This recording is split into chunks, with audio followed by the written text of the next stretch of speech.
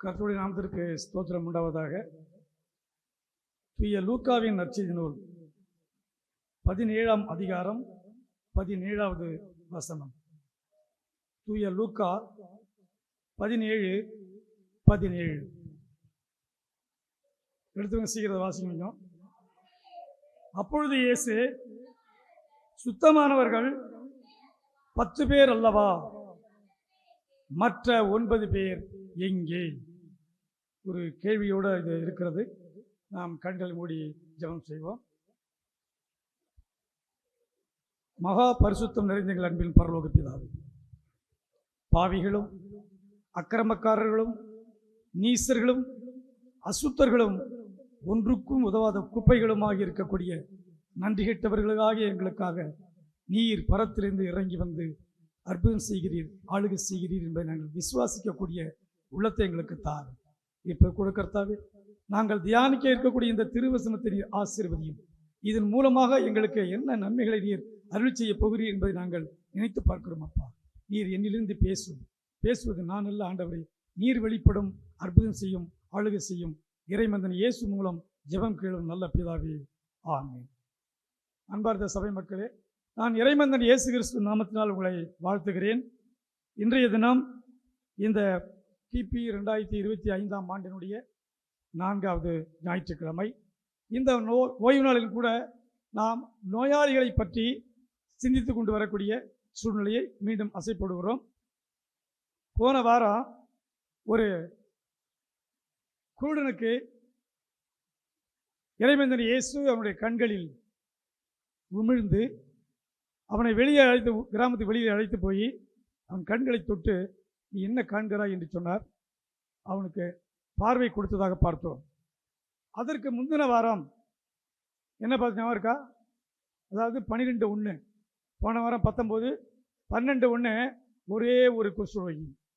இறைமைந்தன் இயேசு மலை பிரசங்கத்தை முடித்துவிட்டு, அதாவது மத்தேயு 5, 6, 7 இந்த 3 அதிகாரங்களும் மலை பிரசங்கம் என்று பெயர்.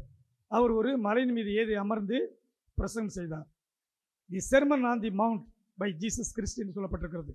அந்த மலை பிரசங்கத்தை முடித்துவிட்டு கீழே இறங்கி வருகின்ற பொழுது திரளான மக்கள் அவரை அண்டிக் கொண்டார்கள். அந்த கூட்டத்தில் ஒருவன், உமக்கு சித்தமானால் என்னை சுத்தமாக்க உம்மால் ஆகும் என்று கேட்டான். அவன் ஒரே ஒரு குஷ்டரோகி. இப்போ நம்ம பார்க்க இருக்கிறது 10 குஷ்டரோகியை பற்றி பார்க்க போகிறோம். அன்னைக்கு பார்த்ததே 3 முந்தின வாரத்துக்கு, அதுக்கு முந்தின வாரம் ஒரே ஒரு குஷ்டரோகி இல்லையா? அவர் மலை பிரசங்கத்தை முடித்து விட்டு கீழே இறங்கி வந்தார். மத்தேயு 8, 2வது வசனம் வாசிக்க செய்கிறோம். மத்தேயு 8ஆம் அதிகாரம் 2வது வசனம். அப்பொழுது குஷ்டரோகி ஒருவன் வந்து அவரை பணிந்து, ஆண்டவரே, உமக்கு சித்தமானால் என்னை சுத்தமாக்க உம்மால் ஆகும் என்றான். எனக்கு சித்தம் உண்டு, நீ சுத்தமாக என்று பதில் சொன்னார். உடனே அவன் சுத்தமானானா? உடனே சுத்தமானான். த டைம் இட்செல்ஃப், டைமே எடுக்கல. 2 நாள் கழிச்சு சுத்தமாகலவன், 2 வருஷம் கழிச்சு அவன் சுத்தமாகல. அவர் சொன்ன மாத்திரத்தில் சுத்தமானான். எனக்கு சித்தம் உண்டு, நீ சுத்தமாக, உன்னை சுத்தப்படுத்த வேண்டாம் வந்திருக்கேன் உலகத்துக்கு. நான் வந்த நோக்கமா என்ன?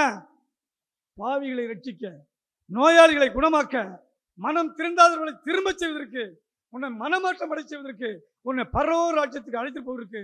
நீ வீணா போறதுக்காக நான் வரலைங்க. ஒருவனும் கெட்டறிந்து போவது அவருடைய சித்தம் அல்ல. ஒருவன் கூட கெட்டறிந்து போவது அவர் சித்தம் அல்ல. எல்லாருமே பரலோக ராஜ்யத்தை சுதந்தித்துக் கொள்ள வேண்டியதற்காக வந்திருக்கேன். எனவே எனக்கு சித்தம் உண்டு, நீ சுத்தமாக சொன்னார். சொன்ன மாத்திரத்தில் அவன் சுத்தமானான். அது எப்படி? இது சங்கீதம் 33:9. சீக்கிரம் வாசிக்கணும். சங்கீதம் 33. அவர் சொல்ல ஆகும், அவர் கட்டளையிட நிற்கும். அதாவது அவர் கட்டளையிட அப்படியே நடக்கும். அவர் சொல்ல ஆகும், அவர் சொன்னான்னு என்ன ஆயிடும்? அது அப்படியே ஆகும். அதுபடி அனுச்சா, எனக்கு சித்தம் உண்டு, நீ சுத்தமாகன்னு சொன்னார். உடனே இவன் சுத்தமானான். 3வது வாரம் பார்த்தது ஒரே ஒரு குஷ்டரோகி. நம்ம இன்னைக்கு பார்க்க போறது 10 குஷ்டரோகிகள். 10 குஷ்டரோகிகள். இங்கேயும் கூட இந்த சமாரியா, கலிலேயா இந்த தேசமெல்லாம் நிறைய குஷ்டரோகிகள் நிறைந்த ஒரு பகுதி. இந்த டெக்ஸ்ட் முழுசாக நீங்கள் பார்க்கணுன்னா லூக்கா 17 11லேருந்து 19 அடங்கியிருக்கக்கூடிய ஒரு பகுதி. லூக்கா 17 11 முதல் 19. ஆனால் நான் தெரிவு செஞ்சது இந்த ஒரே ஒரு வசனம் 17 நல்லா ஞாபகத்தில் இருக்கும் இல்லையா? 17 அதில் என்ன சொல்லப்பட்டிருக்கு? சுத்தமானவர்கள் 10 பேர் அல்லவா, மற்ற 9 பேர் எங்கே? இல்லையா? அங்கே கேள்வி கேட்குறார். அந்த முதல் வசனமே பார்த்தீங்கன்னா 11வது வசனம் லூக்கா 17:11. அவர் பிரயாணம் எப்படி இருக்கிறது? அவர் நாசரேத்திலிருந்து புறப்பட்டு சமாரியா கலிலேய தேசத்தின் வழியாக எருசலேமுக்கு பிரயாணப்பட்டு போகையில் ஒரு கிராமத்துக்கு வர்றார். அங்கே தான் என்ன பண்ணுறாங்க? 10 குஷ்டரோகிகள் சந்திக்கிறார். பழைய ஏற்பாட்டின் காலத்தின் என்ன முறைமைன்னு கேட்டால், ஒரு கிராமத்திலேயோ ஒரு வீட்டிலேயோ ஒருத்தனுக்கு குஷ்டரோகம் இருக்கு தெரிஞ்சா அவனை அந்த வீட்டை விட்டு விலக்கிடுவாங்க, அந்த ஊரை விட்டு விலக்கிடுவாங்க. அவனை கொண்டு போய் ஊருக்கு ஒதுக்குப்புறமான ஒரு இடத்துல அங்கே தள்ளிடுவாங்க. அவன் எப்படிப்பட்டவனா? அவன் தீட்டு உள்ளவன். அந்த ஏரியாவுக்கு தெரியாமல் யாரோ வந்துட்டாங்கன்னா, தீட்டு தீட்டு தீட்டு, இங்கே யாரும் வராதீர்கள், நான் தீட்டானவன், நான் குஷ்டரோகி அப்படிங்கிறத அவன் இண்டிகேட் பண்ணணும். ஊர் பயணம் போகிறவங்க அந்த கிராமத்து வழியா வரப்பு வழியா வயல் வழியா போகிறாங்கன்னு வச்சுக்கோங்க. இங்கே குஷ்டரோகி இருக்காங்கன்னு அவங்களுக்கு தெரியாது இல்லையா? ஆனால் அவர்கள் இப்போ இங்கே இருக்க குஷ்டரோகிகள் பார்த்துட்டு என்ன சொல்லணும்? அவங்களுக்கு இன்டிமேட் பண்ணணும், எச்சரிக்கை கொடுக்கணும். இங்கே வராதிங்க, நாங்கள் எல்லாம் தீர்ப்பானவர்கள், தீட்டானவர்கள், இங்கே நாங்கள் இருக்கிறோம் அப்படிங்கிறத அங்கே தெரிவிக்கணும். அப்படிப்பட்ட ஏரியா இயேசு மெனக்கிட்டே போகிறார், அந்த வழியாக போகிறார். போகும்பொழுது இவங்களெல்லாம் கூட்டமாக தான் போகிறாங்க, சீடர்கள் வராங்க, பின்னால் என்ன திரளான மக்கள். அவர் எங்கெங்கே போகிறாங்களோ திரளான மக்கள் போய் கொண்டிருப்பார்கள். அப்போது நிறைய மக்கள் வருவதை பார்த்துட்டு இந்த 10 குஷ்டரோகிகள் அங்கேருந்து எதுக்க போய் என்ன பண்ணுறான்? முன்னாடி போய் கொஞ்சம் தூரத்தில் நின்று, இயேசு ஐயரே எங்களுக்கு இறங்கும். என்ன கேட்டான்? இயேசு ஐயரே எங்களுக்கு இறங்கும் அப்படின்னு தான் கேட்டாங்க. இறங்குனாரா? சரி, என்ன சொன்னாரு? எங்களுக்கு இறங்கணும் அவங்க கேட்டாங்க. அந்த குஷ்டரோகி ஒரே ஒரு தான் கேட்டான், உனக்கு சித்தமானால் எனக்கு சுத்தமாக்க கூடும் அப்படின்னு சொன்னான். எனக்கு சித்தம் உண்டு, நீ சுத்தமாக்கணும் உடனடியே பதில் சொன்னான். இந்த டைம் இட்ஸ் கேட்ட மாத்திரத்தில் பதில் டக் டக் இல்லையா? ஆனால் இங்கே எப்படி என்ன சூழ்நிலை? நீங்கள் போய் ஆசிரியர்களுக்கு அவரே நீ சுத்தமாயிட்டப்பா நல்லா ஆயிட்டப்பா அப்படி பதில் சொல்லவே இல்லை, இன்டைரக்டா பதில் சொல்றார். நீங்கள் போய் உங்களை ஆசாரியனுக்கு காண்பீங்கள். போயிடுச்சோ? ஏன் ஆசாரியன்ட்ட காமிக்கணும்? எனக்கு இறங்க மாட்டவனே கேட்கறான். அவர் குஷ்டரோகி, குஷ்டரோகத்தை சுத்தப்படுத்த வேண்டியதானே? ஏன் இயேசு நீங்கள் போய் ஆசாரியன்ட்ட காண்பீங்கன்னு சொல்றார்? It's a comparison between Old Testament and New Testament. அப்போ பழைய ஏற்பாட்டுக்கு போகணும். இப்போ பழைய ஏற்பாட்டோட லேவியராகமம் 13ஆம் அதிகாரம், சீக்கிரம் எடுங்க. லேவியராகமம் 13ஆம் அதிகாரம் 9வது வசனத்தை எடுங்க. லேவியராகமம். குஷ்டரோகம் ஒரு மனிதனுக்கு இருந்தால் அவனை ஆசாரியனிடத்தில் கொண்டு வர வேண்டும். ஏன் ஆசாரியன்ட்ட கொண்டு போகணும்? அப்போ ஆசாரியனுக்கு வேலை என்ன? கேள்வியும் அவரே, பதிலும் அவர் தான். அவன் தான் சொல்லி என்ன சொன்னான்? நீ குஷ்டரோகம் உள்ளவன், நீ ஒதுக்குப்புறத்தை தான் இருக்கணும், நீ தீண்ட தகாதவன் சொல்லி அவனை கொண்டு போய் என்ன பண்ணணும்? பாளையத்துக்கு வெளியே கொண்டு போடணும். சரி, குஷ்டரோகம் அவனுக்கு நீங்கிடுச்சு. இப்போ இயேசு சொன்ன மத்தியில் குஷ்டரோகம் நீங்கிடுச்சு. மறுபடியும் போய் அவற்றை காண்பிக்க வேண்டிய அவசியம் என்ன? இயேசு சொல்லிட்டாலும் ஒன்று எனக்கு குஷ்டரோகம் நீங்கிடுச்சு. அவன் போய் ஏன் அந்த ஆசாரியத்தை காமிக்கணும்? அவர் தான் பதில் சொல்லணும். நீ குஷ்டரோகம் உள்ளவன்டான்னு சொல்றதும் அவர் தான், அந்த ஆசாரியன் தான். குஷ்டரோகம் நீ குணமாயிட்டேன்னு சொல்றதும் அந்த ஆசாரியன் தான். எனவே இவர் சொன்ன மாத்திரத்தில் குணமாயிட்டாங்க, போய் ஆசாரியத்தை காண்பீங்கன்னு சொல்றாங்க. இயேசு சொல்றார், இந்த 10 பேரும் போறான் இல்லையா, போகும்போது என்ன அங்கே நடக்குது? போகும் வழியிலேயே அவர்கள் சுத்தமாகிவிட்டார்கள். போகும் வழியிலேயே சுத்தமாகிவிட்டார்கள். சரி, சுத்தமாகி பார்க்குறாங்க. இந்த கையெல்லாம் பார்க்குற பொழுது ஒரு குழந்தையினுடைய அந்த சரீரம் எப்படி இருக்குமோ அந்த மாதிரி அழகாக இருக்குது. அப்போ அதுக்கு முன்னாடி எப்படி இருந்திருக்கும்? குஷ்டரோகியை பார்த்துருக்கீங்களா? நீங்கள் குஷ்டரோகியை பார்த்துருக்கீங்களா? சினிமாவில் இல்லை, நேரடியாக குஷ்டரோகியை பார்த்துருக்கியா? பார்த்துருக்கீங்களா? புஷ்பா சிஸ்டர் அடிக்கடி பார்ப்பாங்களா? சொல்லியிருக்காங்க. நான் இதுக்கு முன்னாடி உங்களோட ஊழியத்தை வந்திருக்கேன் ஆரம்ப காலகட்டத்தில். அப்போ இந்த ஏ சித்தூர்னு போவாங்க. இது என்ன ஏ சித்தூர்னு போட்டிருக்கு? பி சித்தூர், சி சித்தூர்லாம் வருமா? ஏ சித்தூர் அப்படின்னு கேட்குற போது என்னன்னு தெரியாது சார், ஏ சித்தூர் வாங்க, எங்கள் கூட வாங்க அப்படின்னாங்க. போனோம். அங்கே விசாரிக்கிற போது இதுக்கு முன்னாடி நிறைய குஷ்டரோகி இருந்தாங்க, இப்போ வர வர குறைஞ்சிக்கிட்டே வராங்க அப்படின்னு சொன்னாங்க. ஆனால் யாருமே நான் குஷ்டரோகி பார்க்கல. நான் ஒரு குஷ்டரோகி பார்த்தேன். நானும் ஃபவுண்டரும் டிபிஎம்எஸ் காலேஜ் புறையில் படிக்கும்போது ஒரு பணம் தோப்பு வழியாக தான் போகணும். ரயில்வே ஸ்டேஷன் உட்காந்து படிப்போம். ஒரு நாளைக்கு 4 முறை அந்த ட்ரெயின் வந்துட்டு போவோம். அப்போ அங்கே உட்காந்து படிச்சுட்டு அங்கே போகும்போது அந்த பணம் தோப்பு வழியாக போகும், ஒரு மண் ரோடு. அங்கே போகும்போது இந்த பணம் மட்டையெல்லாம் வெட்டி ஒரு சின்னதாக ஒரு குடிசை போட்டு அது உள்ளுக்குள்ளே ஒரு ஆள் உட்காந்துருக்கான். கால் கையெல்லாம் துணி சுற்றிருக்கான். ஒரு சாக்கு ஒன்று தொங்கிட்டு இருக்கு. போயிட்டே இருக்கும்போது என்னை தட்டினார். மாப்பிள்ள, உன் சொந்தக்காரன் ஒருத்தன் உள்ள உட்காந்துருக்கான் போகிறோம் அப்படின்னு சொன்னார். அதை நினச்சி பார்த்து தான் இந்த டெக்ஸ்ட் எடுத்தலாம். சரி, இதை சொல்லி தான் ஆகணும். மாப்பிள்ள, அங்கே பாரு, உன் சொந்தக்காரன் ஒருத்தன் உட்காந்துருக்காண்டாரு. அல்ல அப்படின்னா, அல்ல இல்லைன்னு உட்காந்து பாரு, உன் சொந்தக்காரன் உட்காந்துடா உள்ள அப்படின்னாரு. அப்போ தான் விட்டு பார்க்குறேன். அவன் கைகள்லாம் அப்படி இருந்தலாம், துணிலாம் சுற்றிருக்கு, பஞ்சு வச்சுருக்கீங்களா, ரத்த கையெல்லாம் இருக்குது, கையெல்லாம் இப்படி மடங்கி இருக்குது. கையெல்லாம் எப்படி இருக்குது? மடங்கி இருக்குது. இதெல்லாம் வந்து கொசு மிக்குது, துர்நாற்றம் வீசுது. கிட்டாங்க போல என்ன ஆயிடுது, ஒரே துர்நாற்றம் வீசுது. அப்போ கையெல்லாம் மடங்கிடும். இப்படிலாம் இருக்கும். அவங்கள ஒன்றும் செஞ்சுக்க முடியாது இல்லையா? அவர் யாருமே ஏற்றுக்க மாட்டாங்க. அப்படியேப்பட்ட ஒரு குஷ்ரோகம் நான் பார்த்தேன்.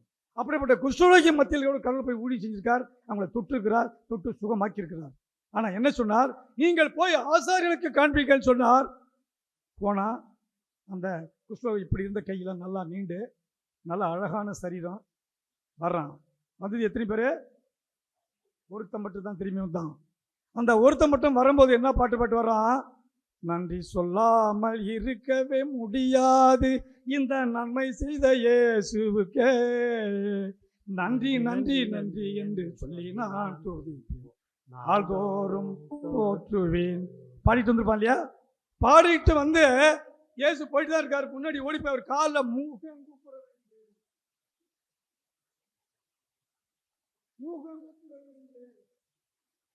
ஆண்டவரை மகிமைப்படுத்தினான், நன்றி என்று சொன்னான். எனவே இன்றைய தலைப்பு நன்றி உள்ள சமாரியன். இன்னைக்கு என்ன டைட்டில்? நன்றி உள்ள சமாரியன். அப்ப அவர் சொல்றாரு, சரிப்பா, கடவுளை மகிமைப்படுத்துறதுக்கு இந்த அந்நியன் ஒருவனை தவிர வேற ஒருவரும் இல்லையா?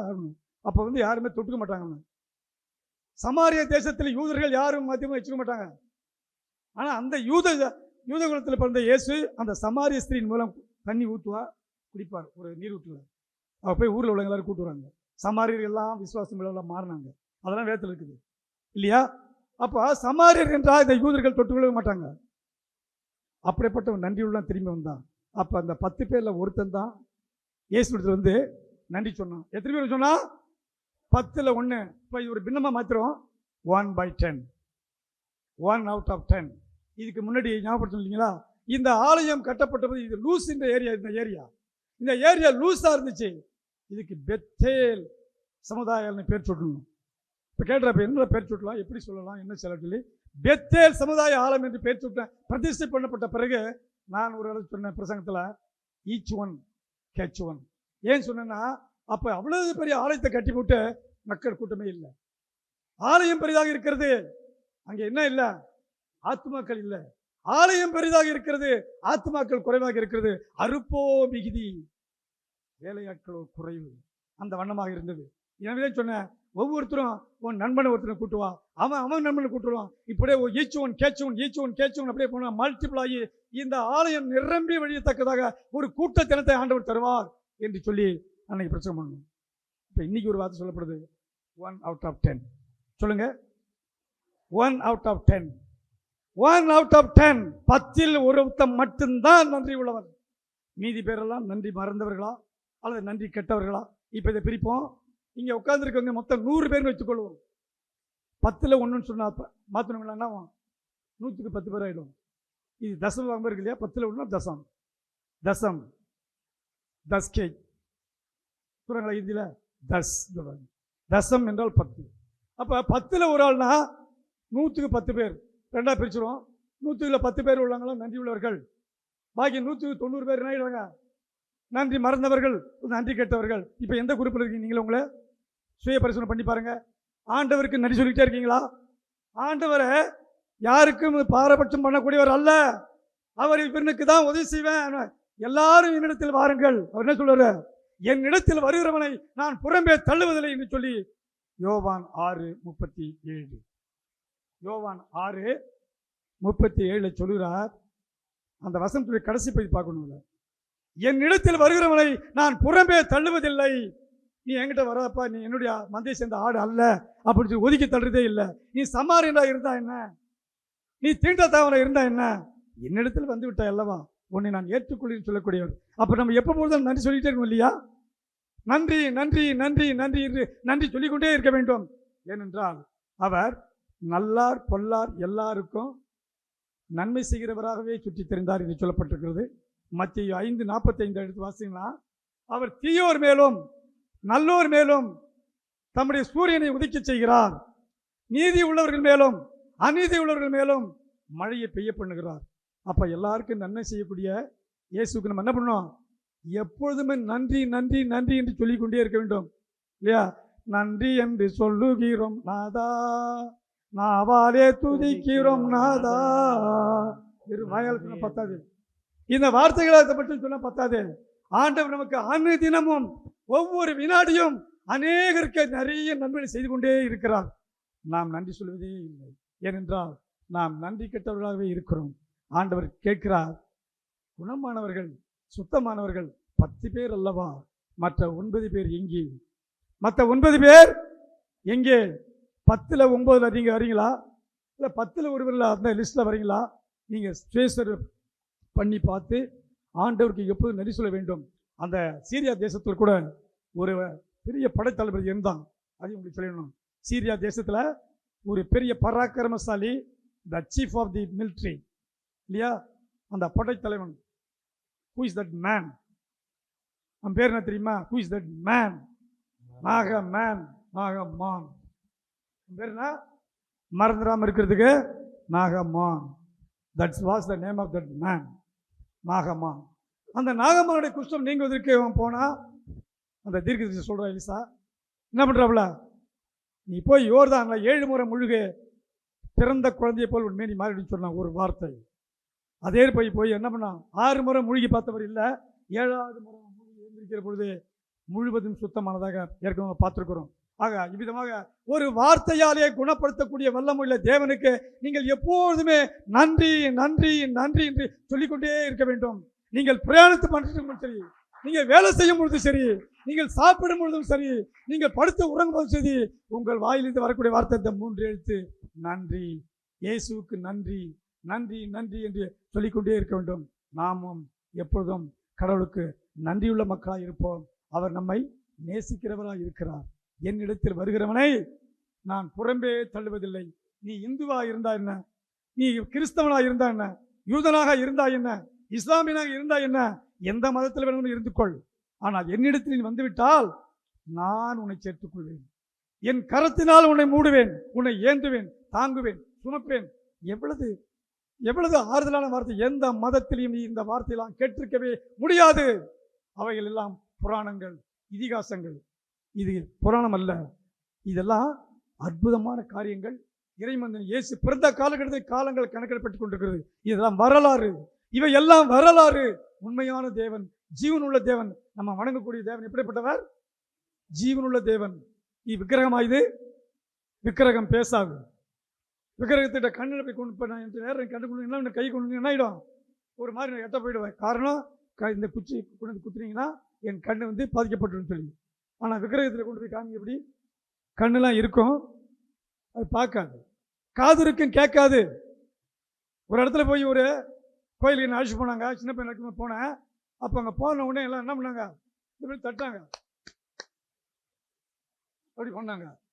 நான் இங்கேருந்து பார்த்துக்கிட்டே போனேன். அப்போ பக்கத்தில் உள்ள பையன் கேட்டேன், கூட்டாளி ஏன்டா கூட்டாளி இந்த மாதிரி இந்த ஆள் வந்து இப்படி கையை தட்டினாரு, அப்புறம் இந்த பிள்ளைலாம் போட்டு இப்படி என்னடா கூட்டாளி, சொல்லக்கூடாதுடா சாமி, கண்ணை குத்துருனா, கண்ணை குத்துனா பரவாயில்ல, இதுக்கு என்ன தெரிஞ்சாகணும், ஏன் போய் தட்டினாரு அப்படின்னு போய் கிட்ட போய் பார்த்தா மேலே செவிட்டு பிள்ளையார் அப்படின்னு போட்டு மாடம். அந்த மாடத்துக்கு மேலே என்ன இருக்குது,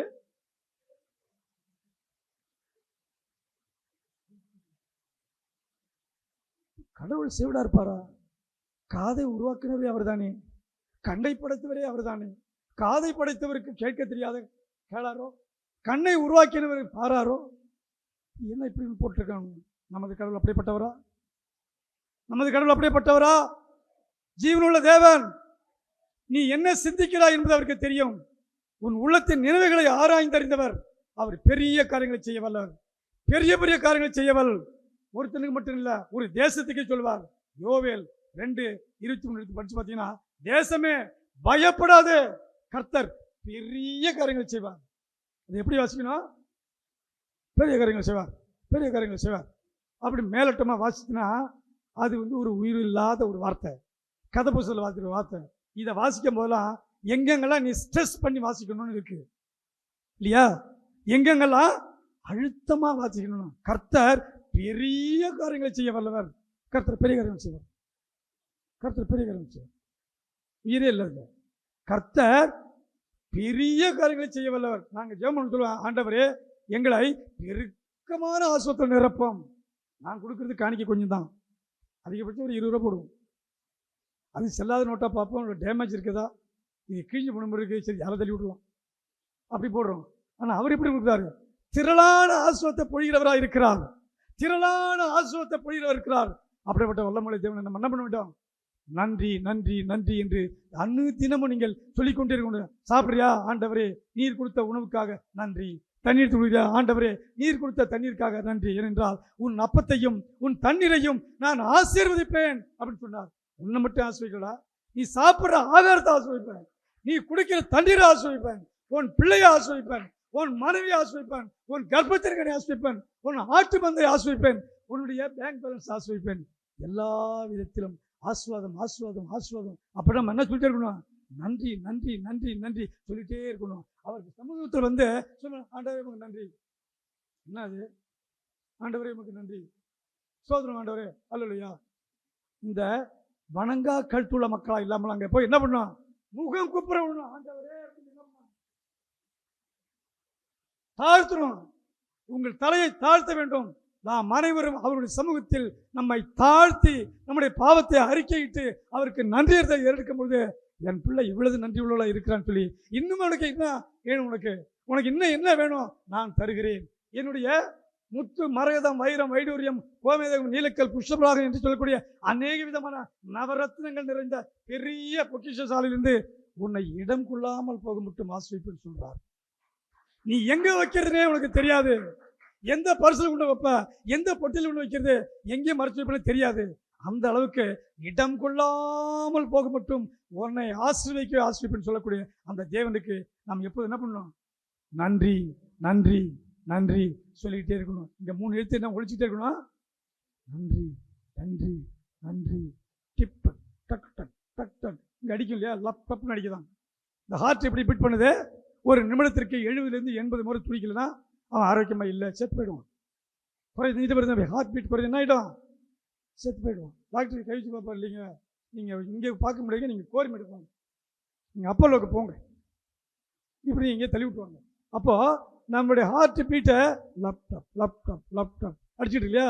அந்த 2 வால்வும் கீழே மேலே திறந்துன்னு மூடிக்கிட்டே இருக்குது. லேப்டாப் லேப்டாப் லேப்டாப்னு சொல்லி அடிச்சுட்டு இருக்குது. ஆனால் இப்போ நமக்கு எப்படி அடிக்கணும்? நன்றி நன்றி நன்றி நன்றி நன்றி நன்றி. அவன் கூப்பிட்டான் இல்லையா? இயேசு ஐயரே எங்களுக்கு இறங்குன்னு கேட்டான். அப்புறமே இயேசுவே உமக்கு நன்றி நன்றி நன்றி நன்றி சொல்லிட்டு இருக்கணும். நாமும் அந்த தினமும் ஒவ்வொரு வேளையிலையும் ஆண்டவரை இயேசு கிறிஸ்துக்கு நன்றி சொல்லி நாமும் அந்த ஆசீர்வாதத்தை பெற்றுக்கொள்ள கர்த்தர் தாமே உங்களுக்கு கிருபை கொடுக்கிறார்.